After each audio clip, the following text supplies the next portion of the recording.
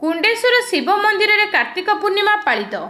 ढेंकानाल जिला हिंदोल ब्लॉक अंतर्गत संजपड़ा पंचायत रकला ठारे थिबा शिव मंदिर ठारे कार्तिक पूर्णिमा महा आडंबर में अनुष्ठित हो जाइछि। एही मंदिर में पंचक 4 दिन धरी चलिथिबा बेले आज अंतिम दिवस तथा पूर्णिमा दिन में भक्त मानक प्रबल भीड़ लगी थाए। एही मंदिर परिसर में प्रभु धवलेश्वर और मां दुर्गा प्रतिमा पूजा पाउथबा देखिबाकू मिलिछि। प्रभु कुंडेश्वर महादेव बहु पुरातन होइथिबा बेले ताहार कीर्ति गाथा और विशेषत्व रहिछि बोली पूजक माने कुहंती। कुंडेश्वर महादेव पातला फुटी बाहरिथिले बोली पूजक और सेवायतक मुहर शुणिबाकू मिलिथिला। प्रभु कुंडेश्वर महादेवक महिमा अपार।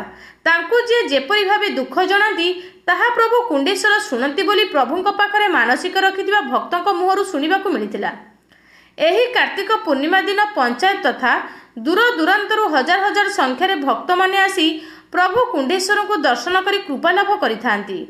एही कार्यक्रम में मंदिर कमिटी सभापति प्रकाश महापात्र, संपादक नीलमणि विश्वाल, सभ्य भावे शरत महापात्र, रंजित महापात्र, अभिषेक महापात्र, राहुल महापात्र और अन्य सभ्य माने उपस्थित रही सहयोग करिथिबा देखिबाकू मिलिथिला। Dhenkanal जिल्लार Santosh Kumar महापात्रଙ୍କ report, local news 7।